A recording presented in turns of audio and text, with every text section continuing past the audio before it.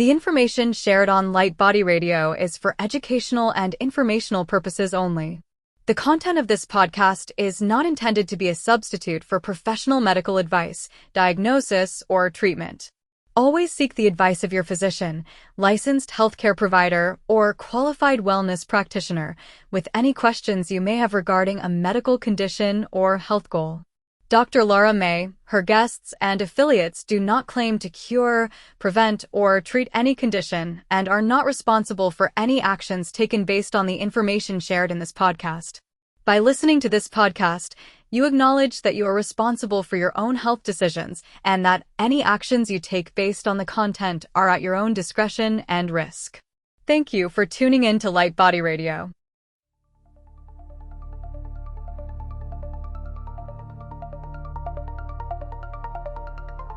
Welcome to Light Body Radio, where science meets soul and healing gets multidimensional. I am your host, Dr. Lara May, functional medicine pharmacist, master intuitive Reiki channel, and certified life and health coach. Here we decode root causes, transmute stuck energy, and empower your full spectrum healing journey, body, mind, and light body. This isn't just wellness, it's awakening, grounded in science, guided by spirit, and designed for your evolution. Let's rise and radiate. Welcome to the next level of you.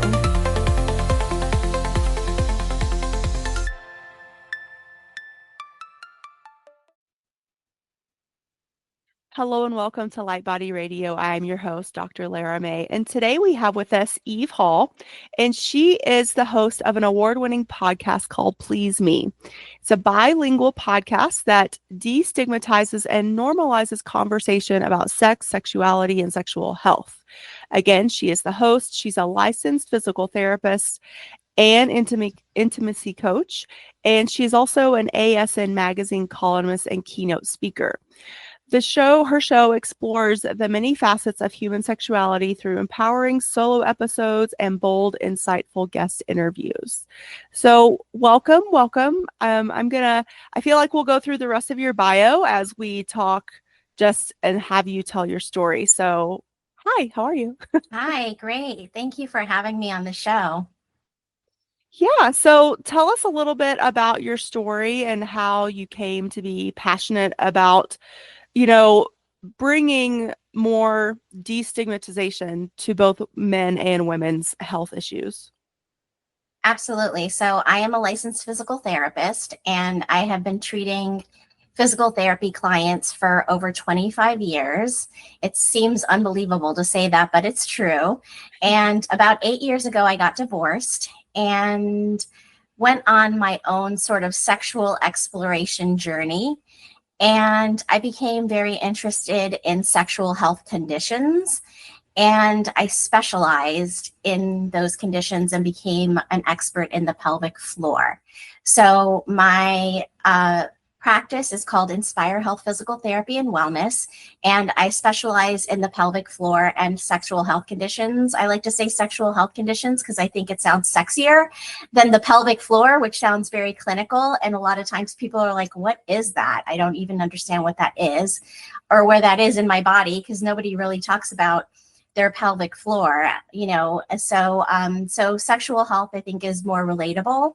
And I treat conditions like erectile dysfunction, its female equivalent, which is decreased vaginal sensitivity and dryness, things like incontinence, which is an unsexy condition, but does affect our sexual health, and things like painful sex and premature ejaculation, to name a few.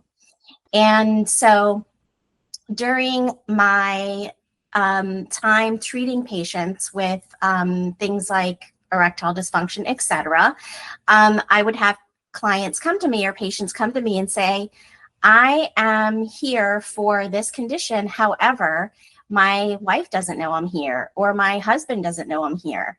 And I saw that there was a lack of communication, even in very long-term committed relationships, about sexual health and their sexuality in general.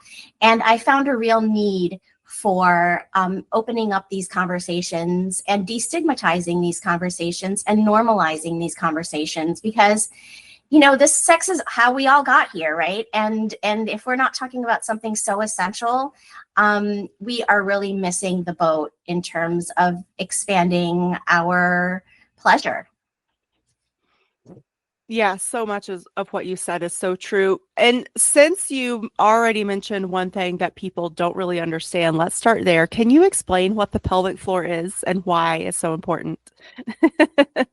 Absolutely. So the pelvis is composed of many different muscles, and they make up a complex called the pelvic floor. And the pelvic floor holds up our organs like the bladder and our reproductive organs, and it protects them. And just like any other muscle in the body, it can atrophy.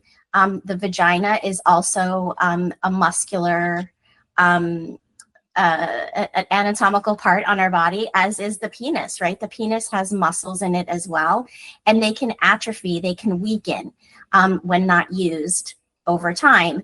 And so you can start developing things like prolapse when your pelvic floor is weak, or things like incontinence when you don't have enough hormones and your pelvic floor is weak. So there's a lot of different things that can affect that area. And so strengthening those things in physical therapy is something that I do.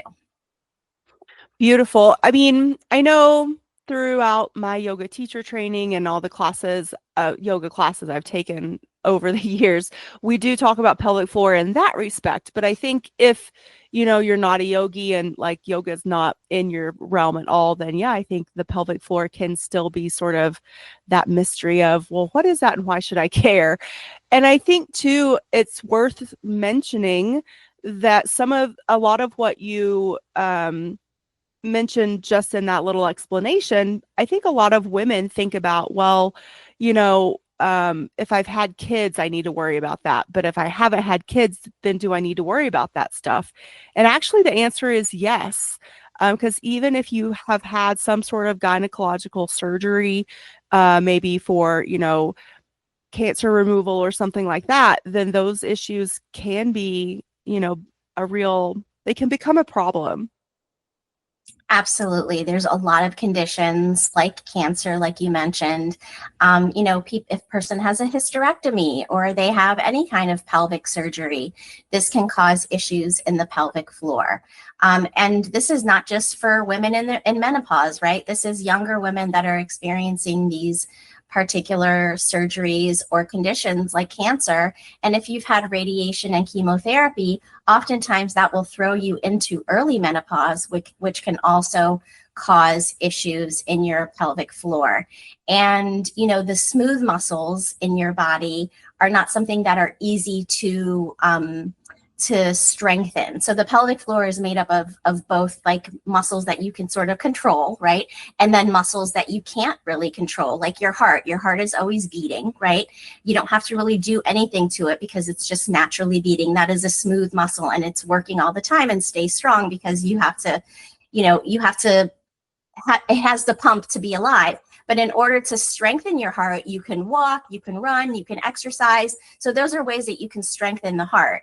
But the pelvis, if you're not strengthening those muscles, they will weaken over time. So absolutely, if you've had a child or if you haven't, you can have problems with your pelvic floor as you get older. And then also hormonal imbalances also can cause, problems with the tissue in the pelvic area, because the tissue is dependent on things like estrogen for the tissue to be strong. And so if you don't have enough estrogen, that's also going to weaken that area as well. So there's several things that go into having a really strong pelvic floor and a strong vaginal cavity, etc. Yes, which leads to a happy, healthy sex life. Even if it's just solo, it's still important because we know now, or maybe not completely, but we're starting to learn more about how important orgasming is and sexual pleasure is to mental health and mental health satisfaction and happiness. So let's talk a little bit about the orgasm gap. What is that? So the orgasm gap is a phenomenon where in heterosexual relationships, men have more orgasms than women.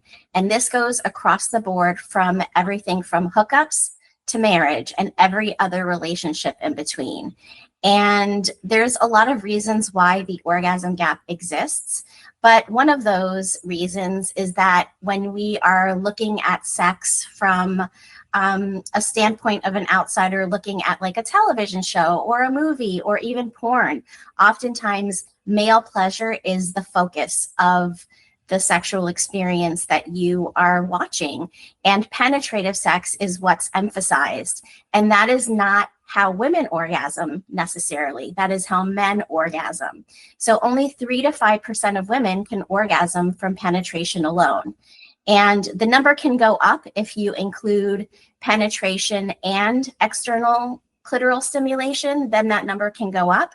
But if you're talking about penetration by itself, only 3 to 5% of women can orgasm from penetration alone. So if what we're learning from the movies, from porn, from, you know, all of the experiences that we're having in the media is a focus on male pleasure, we're missing out on female pleasure. And so it's really about learning, educating yourself so that you can be empowered to seek the pleasure that you deserve. Mm-hmm. And so how are we going to do that? By having these conversations. I think that every show that I'm on, every show that I record for Please Me is really trying to close the orgasm gap one conversation at a time by really teaching people and empowering them that they deserve pleasure, that it's not okay for the man to orgasm, roll over, and go to bed. Right. You know, and it's okay to ask for what works for you. It's okay to say, I want this toy to join us in the bedroom. It's okay to say, I want you to touch me this way so that I can get there. Yeah. And yeah, I think there's so much built into, especially Western culture. I don't want to speak for all culture across the planet because I definitely don't know. But in Western culture, you know, like you said, it's just not, that conversation is not there. I think there's a lot wrapped up into how we're raised within the context of religion. And, you know, we're still at that point where we're, you know, demystifying and sort of redefining women's roles, men and women's roles together, and what that looks like. And if it could be something, you know, that's not traditional. And I think it takes some curiosity and bravery for couples to also define that for themselves. Like, what does this look like for us? Like, how are we going to be the happiest together, you know, or, you know, bringing in extra partners or toys or whatever. Absolutely. I like to consider sex as an adult's playground, and really sky is the limit. There's just so many different possibilities. And so whatever you're into, whatever, be it a kink or just something outside of the box that you know, have never told your partner about, there is room for exploration, and people should be open to having these conversations with their partner so that they can experience the mind-blowing sex that we all want in our lives.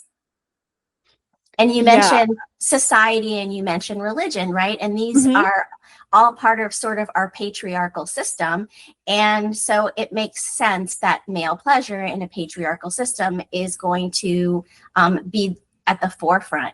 But if we understand what these systems are, we can sort of take a step back and say, this is no longer serving me. Let me throw that idea out the window and let me develop what I think works for me and my situation and my partnership.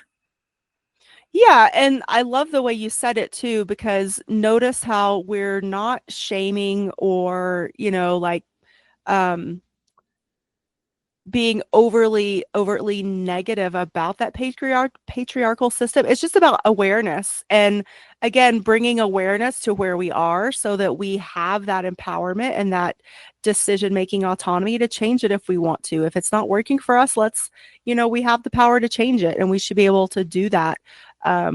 moving forward with, again, like compassion and love and acceptance and open-mindedness, all that good stuff.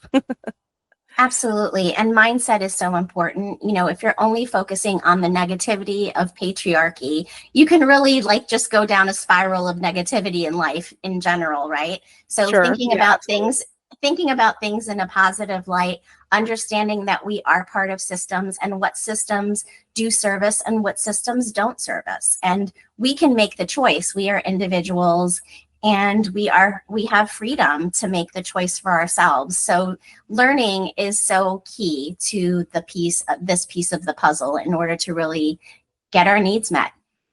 Mm-hmm. I mean, and we talked a little bit about the emphasis or the influence, I will say, on hormones and um, the changes that women go through.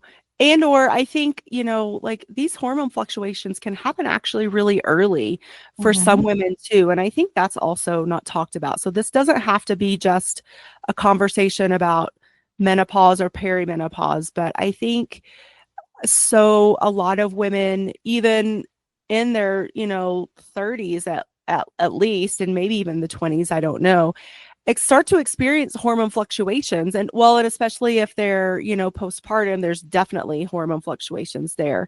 And that can contribute to vaginal dryness, which can then sort of lead to this, no, sex isn't comfortable, I don't want to. And it's one of those things to where like if you don't use it, then you do lose it. Is that true with like the urge and like the want or the will to engage in sex also? I think so. I definitely think so. I feel like when you do have great sex, you want more great sex. So I definitely Mhm. think that's part of it. But also, the hormones can cause you to have decreased libido. So if you're Mhm. having decreased hormones, you might also be experiencing decreased libido. And so getting your hormones in optimal balance is really important. And so I want to emphasize the difference between optimal balance and normal balance, right? So somebody say in their 50s is normally without hormone replacement is going to have low hormones, low estrogen, low progesterone, maybe even low testosterone, and DHEA. But if you are able to supplement those hormones and get them into an optimal level, you're going to feel much differently. You're going to have less brain fog. You're going to have more energy. You're going to have a stronger pelvic floor, because the pelvic floor and the tissue surrounding the pelvic floor, the opening of the vaginal opening, the urethra, which is the opening that goes from your bladder out of your body, needs estrogen Mhm. in order to have healthy tissue. So if you don't have healthy tissue, you're going to naturally just have things like incontinence without even having had children. So it's really important to have optimal hormone balance in your body, not Mhm. just normal hormone balance. And oftentimes you'll go to the gynecologist and say, hey, I'm having these issues. And they're like, oh, well, it's normal for you to have low hormones. Just go home and deal with it. And that's not okay. We need to No. really, educate ourselves so that we can have optimal health throughout our entire lives and really enjoy sex until, our 90s and beyond, right? I mean, why Yeah. not? Our bodies were built for pleasure, and we should be experiencing pleasure throughout our whole lives. And I love that you brought up self pleasure before, and I think that if it's so important to keep the relationship that you have with yourself, even when you are in a coupled relationship, there's a difference between your relationship with yourself and your relationship with a couple or your partner. And just because you're in a relationship with someone doesn't mean that you have to stop masturbating. And it is something that can really help with your mental state. It does release all of these great feel good chemicals in our bodies that can really boost our mood, help decrease depression, help, us feel better, help with sleep.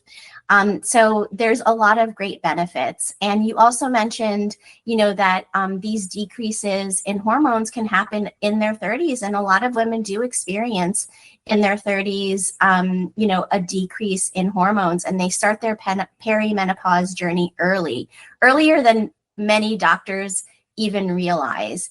And I know that I experienced this myself, and I'll just say that I had hip pain that followed me for many, many years, to the point where I ended up going to an orthopedic surgeon and had surgery on my hip. And when they went in there, they said, "Oh, your hip looks fine. The joint is fine. The cartilage is fine. There's nothing wrong with your hip."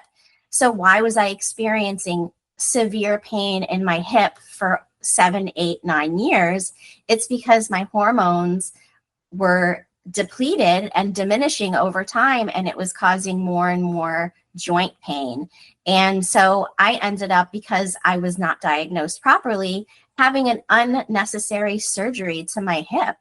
And, a lot of other people experience similar things in different ways. But for me, I thought that was a pretty extreme example of something that could happen to somebody, and I am very conscious about my health. So I take care of myself, and I went to the doctor. I spoke to them about it multiple times, and this is what it led me to. So I love talking about this because I think it's so important for women to understand that optimal hormone health is important for our overall health. Oh, for sure. I mean, and I don't even think you're aware of it because of what you do. I'm aware of it because what I do. But I mean, unless you're just out there listening to episodes and podcasts or doing your research and reading literature about female hormone health, then a lot of people have no idea that those creaky knees can be because of low estrogen. That frozen shoulder is most likely due to low estrogen. And so a lot of what we see is definitely a manifestation of these hormones that are out of whack, whether it's low estrogen, low testosterone, low progesterone, and low DHEA. And like you said, figuring out what that optimum balance is for you, because my normal, quote up, normal optimal numbers are not going to be the same as yours. And definitely finding a practitioner that understands this and is willing to travel this journey with you and help you figure out what that equation looks like for you. And it may or may not be an OBGYN. There are a lot of OBGYNs out there that these days, unfortunately, that don't even know how to prescribe hormones. So it could be a urologist. It could be a longevity practitioner, a functional medicine practitioner. So if you have a practitioner that has told you that this is normal and you're just going to have to live with it, please run the other way and start doing your own research about finding a practitioner that can help you and that can be your guiding light and help you restore this stuff, because it is so intertwined and so necessary for quality of life. I mean, that's really what we're talking about here. We use words like happiness and we talk about endorphins, but it's about quality of life, and women deserve to have a high quality of life as long as they can as well. I mean, how many relationships end because the happiness with the sexual interaction is just not there. So this could also save relationships and save marriages too. 100%. 100%. And I myself was in a relationship where 5 of the 8 years were sexless. And so I knew that once I exited that relationship, that would never be the case for me again, because it was very important for me. I was a very sexual person, and I was never going to give that up again for any reason whatsoever. And so that was sort of like the beginning of my journey to, finding my, big clit energy. Oh, I love that. So since you brought that up, let's talk about that. And then I do also want to take it in a little different direction, but let's talk about that first. What is Sure. that? Yeah, absolutely. So when I was researching for my show about the female equivalent of big dick energy, right, which is the confidence that you have in your sexuality, I couldn't find anything. They said that women could also have big dick energy, and I just thought that was ridiculous. We have our own body parts, and we have the clitoris, which is the female equivalent of the man's penis. But what's different about the clitoris is that it is an organ specifically designed just for pleasure. It has no other purpose in the body. It doesn't have reproductive purposes. Its purpose is pleasure. And so I thought that that would be a good way to explain the confidence that a woman can have in her sexuality. And so I coined the term big clit energy to represent the confidence a woman has in her sexuality, a person who is, having wonderful sex, having mind-blowing sex, and that confidence in the bedroom translates to all areas of our lives. It translates to the conversations that you have, the boardroom meetings that you have to speak in front of, whatever that may be, it translates to all areas of our lives. And so I really encourage women to hone that confidence because it is a really powerful thing.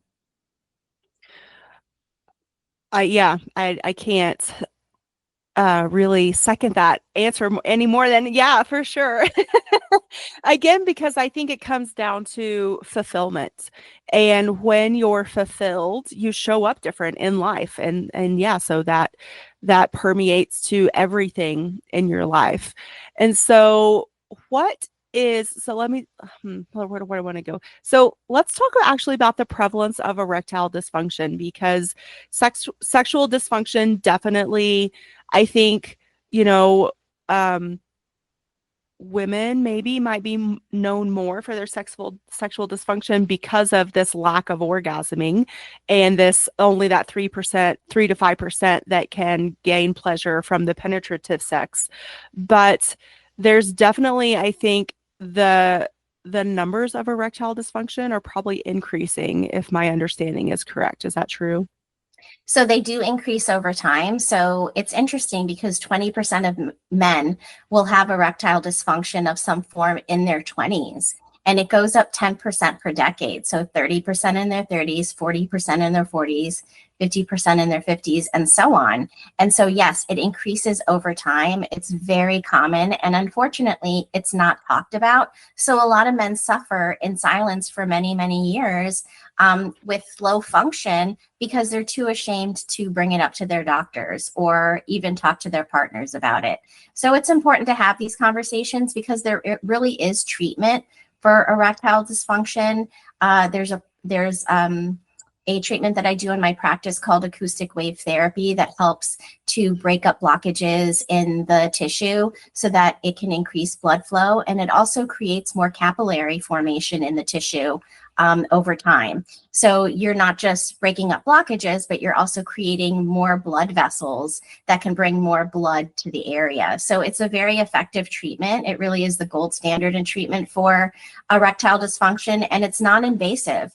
And unfortunately, the pills that doctors give you oftentimes can cause side effects. And some of those side effects can be a heart attack. So it's not something that's, not serious. It can be a very serious side effect. So thinking about more non-invasive treatments, especially if you're early on in having issues, is important. And people understanding that there are treatments available so that they can get those treatments early on. Because unfortunately, a lot of people just wait until they're so far gone that it's going to take them a really long time to have any effect with the treatments. Whereas if they're getting treatments in the mild or moderate stages, instead of waiting till it's severe, they're going to have much better effect with the treatments.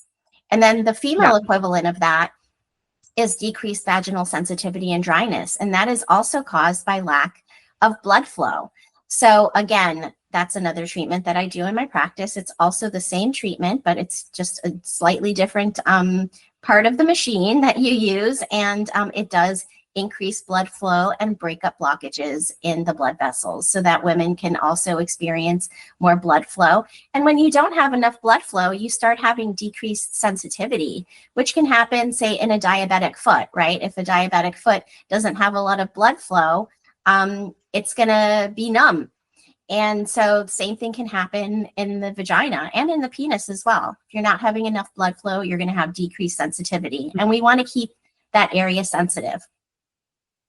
Well, and even a lot of the medications that a doctor or practitioner might put you on for other mental health challenges can oftentimes dull that libido or that drive to have sex. And so that can compound. If you're already having an issue, it can compound it. It can lead to an issue that you didn't have before. There's plenty of other medications out there, both for cardiac health, for cholesterol. I mean, there's so many meds out there that can actually affect your libido. And again, I don't think this is something that practitioners tell their patients when they write a prescription. They might brush over some of the more common side effects, but I don't really see that conversation leading towards, oh, this is how it's going to affect your sex life. Which again, super important. So number one, important to be aware of, but number two, like you said, like get at this approach, this treatment, this sort of riding the ship, this optimization as early as possible. And I'll say this for females too, like don't wait until you're in full blown menopause, which is amenorrheic, to seek out hormone replacement therapy. Hormone replacement therapy is safe. It is effective. The WHI study was super flawed, and it put the fear of God into an entire generation of medical practitioners, which has really done a disservice to women, not only for this topic, but just their health in general. Like there's so many implications to this that I'm not going to go down that whole rabbit hole, but but it's important to know that it is safe and it is effective. And the sooner you start to optimize and rebalance, the sooner your body not only will sort of start to do those things that it naturally wants to do anyway, but it'll prevent you from going to that complete exhaustive state within your body. And that's what we want to prevent. We want to help your body maintain those, optimal levels as long as possible, so that hopefully you don't get to the point of complete sexual exhaustion or hormonal exhaustion or, complete lack of function. Absolutely. And just to bring myself into the equation as an example, when I started hormone replacement therapy, I mentioned my hip pain before and having had surgery on my hip. And after the surgery, the pain was exactly as it was before the surgery. There was no effect whatsoever, except for I had opened up my joint for no reason whatsoever. So after the surgery, I had the same pain, and it wasn't until I went on hormone replacement therapy, and within the first, I would say, month, 70% of my pain was gone. So, and I had experienced that pain for many, many years. And so it's so important to look at your hormones, even in the perimenopause state. And you're absolutely right. The hormone fluctuations happen very early. And I got that same, message from my doctor. Oh, well, you're not in menopause yet. You're still getting your period. So you don't need to worry about hormone replacement therapy yet. And that was untrue. And so oftentimes you have to really do your research and know that many doctors are not trained in the areas of hormones. And you would expect that they would be, because they are gynecologists and you think that the pelvis is their wheelhouse, right? But, a lot of times their training has to do with, giving birth and not necessarily in the later stages of a woman's life. So pick your doctors well. And if you don't get the answers that you want, keep searching.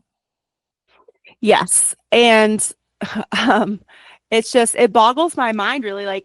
I was listening to Peter Attia's show, The Drive, and he had a urologist on, and they were talking about, it's a whole episode, you guys, it's great, of female hormone balance and hormone replacement.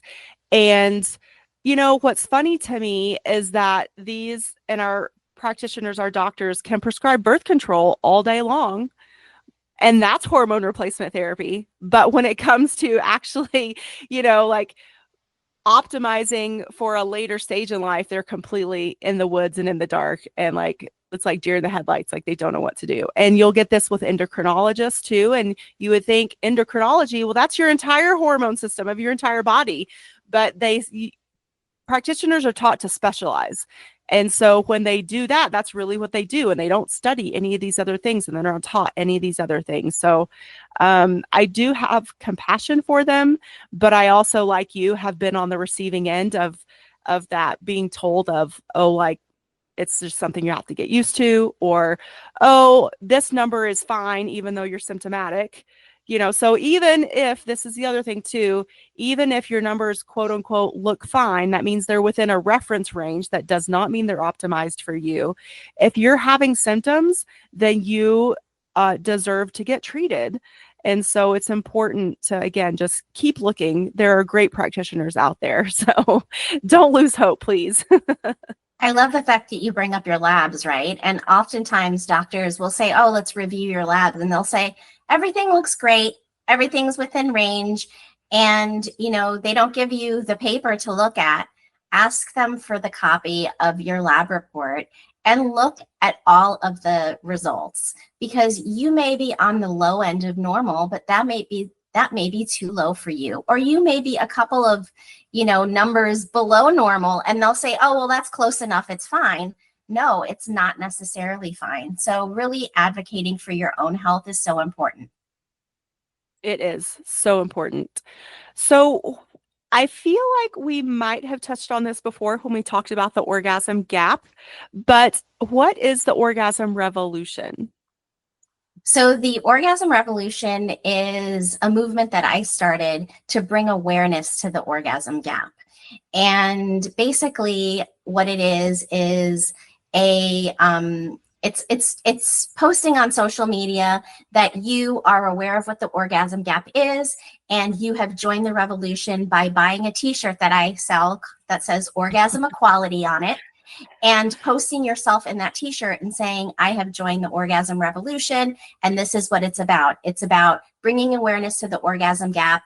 And the more awareness that we spread socially on any of our networks, the more people will really understand what it is, so that they can close their own orgasm gap and have more awareness. So that is what the orgasm revolution is. And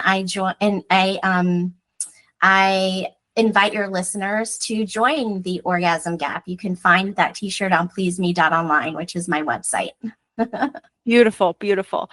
Well, is there anything else? We haven't really talked about your intimacy coaching. Let's dive into that a little bit so people can sort of, again, just have another tool in their toolbox, something to research if they're interested. And really, I'd like to know, and I think the audience would like to know, like, is this the same as couples therapy, or is it different? So it is different. Coaching and therapy is different because there is just different, different schooling involved, right? And so therapy, is often done by a social worker or a psychologist, and they have training to work on your history, your past. And coaching is sort of more about the now and the future, how you want to build your life from this point on, and how you want to improve your life from this point on. So I do coaching for couples and singles to help them with their intimacy. And oftentimes, I'll have a couple that maybe has an issue like a discrepancy in their sexual desire, so sexual desire discrepancy, and how they can sort of help themselves to sort of get on a more even playing field in terms of everybody getting their pleasure needs met. And so sometimes I'll meet with couples for that.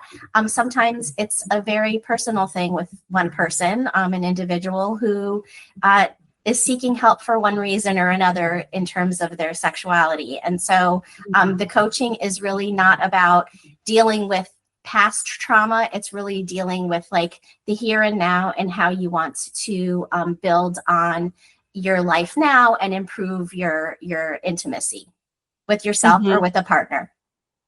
Yeah, I love that. And I think too, I sort of went into this with another guest the other day when we were talking about the difference between therapy and coaching.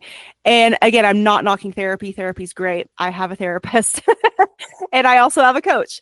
And so, like, the difference that I see is that within coaching of any kind, usually it's more action oriented. So you are talking about the here and now. You're not rehashing old stuff, but you're coming up with a plan with your coach to move forward. And your coach is really sort of, I feel like, a person that helps like reinforce and maybe rebuild that empowerment in your life.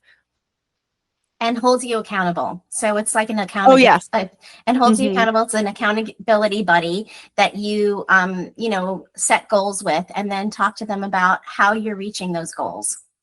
Yeah, for sure. Well, let's see. Is there anything else that we need to bring light to before we wrap up for the day? We've covered quite a lot, I have to say. I know. It's been great. It has been. Yeah. Okay. Well, if there is nothing else, tell everyone where they can find you. You mentioned your website, but please say it again to make sure that they can hear you. And we'll put it in the show notes too. Absolutely. So my show is called Please Me, and my website is pleaseme.online. The show has really become a multimedia company where I now do speaking engagements. So I'm available for that. I'm available for coaching sessions. Even if you don't live in the state of Florida, because I do in-person therapy for people that obviously live near me, right? But even if you don't live in the state of Florida, you can still get coaching by me, about sexual health issues, because I have protocols for every condition, and I can share those protocols with people. So even if they live somewhere else and they want to get treatment for erectile dysfunction, even though I can't do the acoustic wave therapy on them myself, I can direct them to do that with a practitioner near them, but I can share the whole protocol, the other things that I do to help people with that condition. So that's another option as well. Beautiful. I love that. All right, everyone. So definitely check it out. Pleaseme.online. I said that correctly. Yes. And I am actually up for a couple of different awards right now, two of which are the ASN awards. One is for Best Educator. The other one is for Best Educator website. So please check out my website.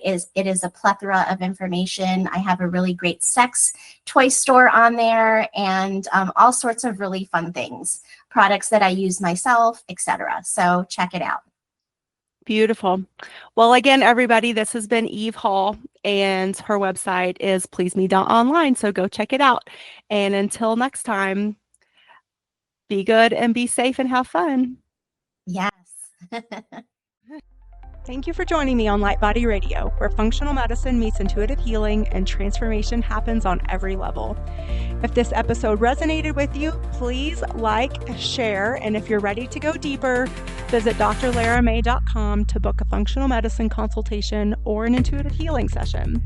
Whether you need to rebalance your body, clear your energetic blocks, or reconnect with your soul's purpose, I've got you. You can also follow me on Instagram or TikTok at Dr. Lara May for daily inspiration, energy updates, and healing tools. Remember, your healing is multidimensional, and so are you. Until next time, honor your body, trust your intuition, and activate your light.